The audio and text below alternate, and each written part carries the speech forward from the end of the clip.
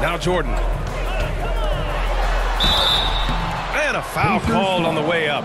So he'll take 2 from the free throw line. First personal foul. That one on Hield. You know, there's so much that's amazing to me about Jordan, but his endurance stands out. He consistently gets stronger, it seems, as the game goes on. Look, for the Pacers, I'm part of that franchise's history, so I understand the reality of being a small market team. Likely they don't sign a KD or LeBron in free agency. They've had to build through the draft and make good trades, and I don't have any doubts that they'll be able to do that because they've got some good young pieces and are looking good for the future. Here's Mathurin. You know, his stats have been solid, averaging around 18.5 points a game. Pass to Nora. Three-pointer. That shot missing. And it's Chicago the other way. Gets his second attempt to go. Now he's 1 for 2. And Clark, for teams outside of the major markets, as you said, they have to nail the draft. Big time. That's a key component, B.A. And you got to win a trade or 2 as well. I mean, that's how you build a team in most small markets. The Bucks just won a title, so we know it can be done. That's the great thing about the NBA. If you build it right, you're going to have a shot. But you got to get a little lucky, too. Time called here. The Bulls decide to talk it over. Their last game, a win against the Suns. Looking to carry it into this one. And you'd have to think that luck played a part in that one. I mean, the opponent had an off night at the defensive end for sure. Well, I think it was a combination of things, quite honestly, but the defense didn't really offer them a challenge all night. I agree with that. Here's Pippen. Taking a look at his numbers, averaging about 11 a game. Pass to Jordan. Lets the 3 fly. He drops it from range. Jordan's got 7 points. Jordan really confident rising up from deep. When he's in rhythm, he sinks these outside jumpers. Here's Nash. And the layup is good off the glass. I just love the ball movement. Just over 3.5 minutes gone here in the first. Outside Hield. Pass to McConnell. Looking to win the run. Always a nice way to start. Makes his first one. More than just a score. Hield moves the ball well, especially when his guys are open. Pippen, no good. 2 minutes remaining. Indiana's gone 1 for 3 from beyond the arc. Now here's Hield. He's closely guarded. Here's Halliburton. And he was camped in the lane there. He gets a 3-second call. Both teams will make substitutions. Substitution on the court. Here's Iverson. We saw him with 11 points in his last game.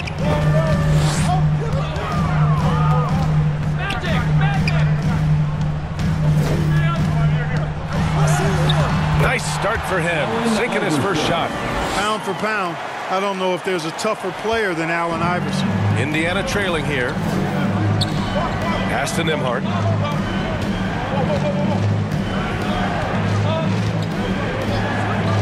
Here's Duarte. There's the 3. Rodman with a rebound. The Bulls have gone 6 of 13 so far in this one. The 3 ball. Iverson can't hit. The Pacers have gone just 3 for 7 here at the start. Pass to Turner. Bulls foul. Allen Iverson. First personal foul. First team foul. .52 seconds left in the first quarter. Here's Smith, and he takes the feed in stride and slams it home. Hey, kept it simple. No reason to get fancy right now, B.A. Yeah, he's just looking to find shots and produce for his team. Hey, I thought there was some style there, guys. What are you guys looking at? I mean, it was still a pretty sweet, flavorful one-hand flush. In transition, here come the Pacers. Oh, and there's the whistle on the shot. So 2 free throws for him coming up. It is. No reason to back off and give him the layup. Much better off making him go to the line. And so he makes both from the line. 30 seconds left to play in the first. Here's Iverson. Pass to Rodman. To the middle. Johnson with a bucket. Defensively, they've got to get more bodies in the paint. That's 3 straight field goals from below the free throw line. Here's Duarte, covered by Bryant. Back to Duarte.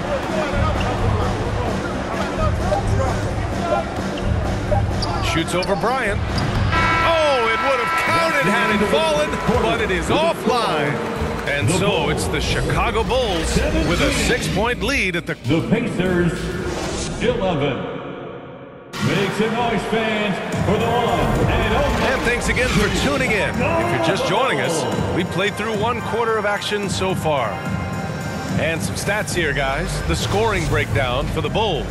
Well, I've liked their assertiveness inside. They've been getting that way and playing that way the whole time, setting the tone right away that the inside area is their territory. Yeah, on top of that, they've been resourceful defensively, generating scoring opportunities by forcing turnovers. On the court for the Pacers, 2nd quarter underway. Mathurin and Hield out on the perimeter. Then it's Haliburton. Then there's Miles Turner. And it's Nwora in at the 4 spot. Here's Nash.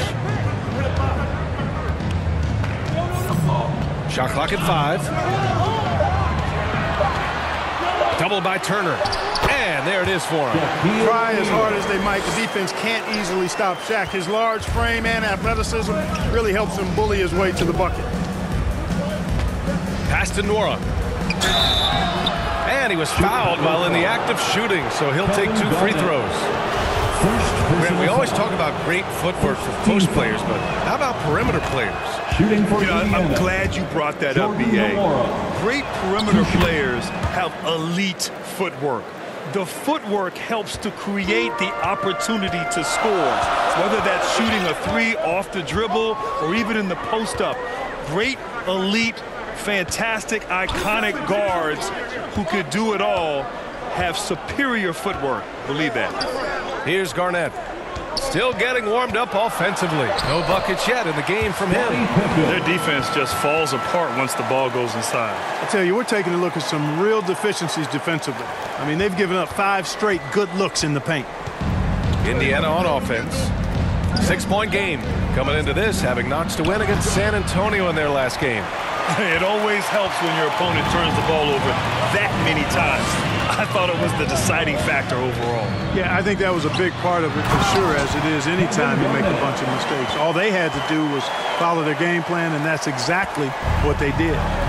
Nice one-handed jam. Simple and effective, B.A. Hey, with the lead, I'm surprised he didn't come up with something a little more creative. Well, I think he did plenty of damage nonetheless. I mean, it was only with one hand, but he still threw that down pretty hard. The ideal guard in today's NBA, Tyrese Haliburton, has length at 6'5". Now, he can run the offense, plus Tyrese is an excellent three-point shooter. And with Haliburton, the stats show a complete guard, Grant. Yeah, I mean, think about this, 40% from deep. Haliburton's been top 10 in the league in assists. Defensively, just racking up steals. Tyrese can play the 1 through 3. He does just about everything. To the inside. And it's Hield, missing. And the shooter had very little space on that attempt. And, guys, that's exactly the kind of high-impact defense they want to see out of him. And adds a few more points to their lead, showing off some style. Wow, that was prime-time stuff right there. Guys, it is symbolic of their effort here tonight. And what an aggressive move to the rim. He's really trying to fire up his teammates right now.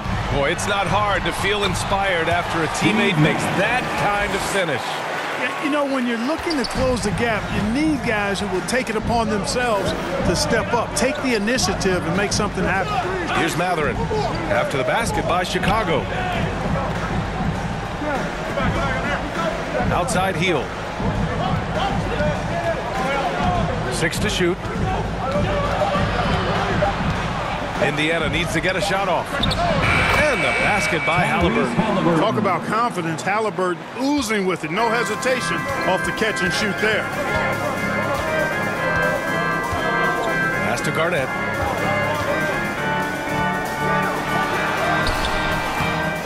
Here's O'Neal.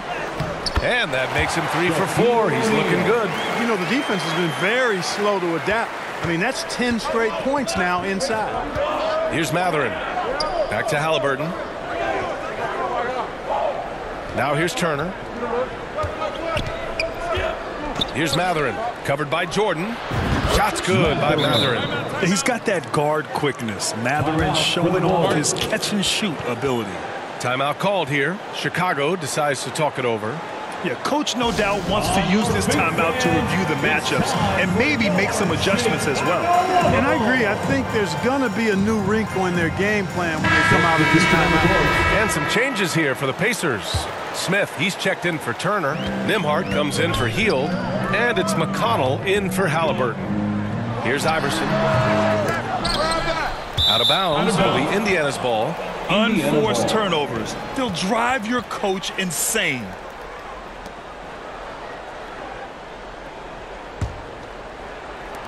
The Pacers have gone 4 for 6 here in the second. McConnell with it. He's averaging just around 8.5 points a game. Here's Mathurin. And down it goes. Jam that one home. Yeah, tricky move by Mathurin, showing us how effectively he can run the pick and roll. And here's Johnson. He's averaging just around 8.5 points a game. 6 on the shot clock. Pass to Iverson. Buries it. He's 2 for 4 in this game. And they've really managed to dominate inside.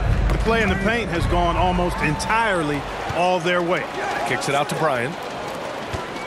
Here's Garnett.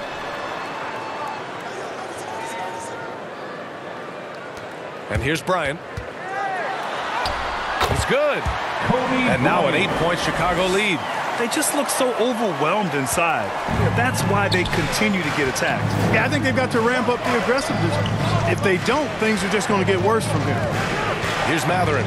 He's coming off a 10-point game against San Antonio. Pass to Nora. Launches it. Gets it to go. That makes him 2 for 3 in this game. Really starting to find himself now, guys, after getting shut out in the first quarter. Bryant outside to the left side wing. Here's Iverson. It's rebounded by Indiana. The battle of the boards has been something to watch. Yeah, tit for tat on the glass. Just one more aspect of what's been a very closely contested ball game here. Nora, no good. The Bulls have gone 8 of 11 in the second quarter. Outside Johnson. About 3 seconds between the shot clock and the game clock. Garnett. And he makes it on the layup. He's got 6. And since the first quarter, we've seen them reduce their attempts from downtown. And quite frankly, I think that's a good idea. I know there's some teams out there that would prefer to just shoot their way out of a slump, but, you know, getting a few to drop from in close or inside the arc is often a good way to get your whole offense going. Johnson with a bucket. And the Bulls lead by 7. Once Magic gets the ball inside, he's about at the rim. Even the contact, not enough to foul him up. And so it's the Chicago Bulls closing out this quarter with a 7-point lead. And it's mostly due to their superb shooting. They've wasted very few possessions. Time for a quick break, then back to the action. It's the 2K Sports Halftime Show. Hey everybody, good to see you back here on our halftime show. Well, actually, we can't see you, but you can see us, but you get it. Ernie Johnson, Kenny the Jet Smith, Shaquille O'Neal. You're watching the NBA on 2K Sports. Chicago holding the upper hand after the first 2 quarters. They've got the 7-point lead. How about you, Shaq? What did you think about Chicago? You guys know I appreciate when a team takes a commitment to attack in the painted area. When you get those high percentage looks, good things tend to happen. That's how they built this league. And Kenny, let's get your input on the Pacers. Well, they have to improve their defense. The guys were getting burned on the perimeter. They wouldn't put a hand up, as my man used to say, hand down, man down. Up, you got to get help. That pretty much covers everything. Shot. You think they played their best? No way. And now with the second half.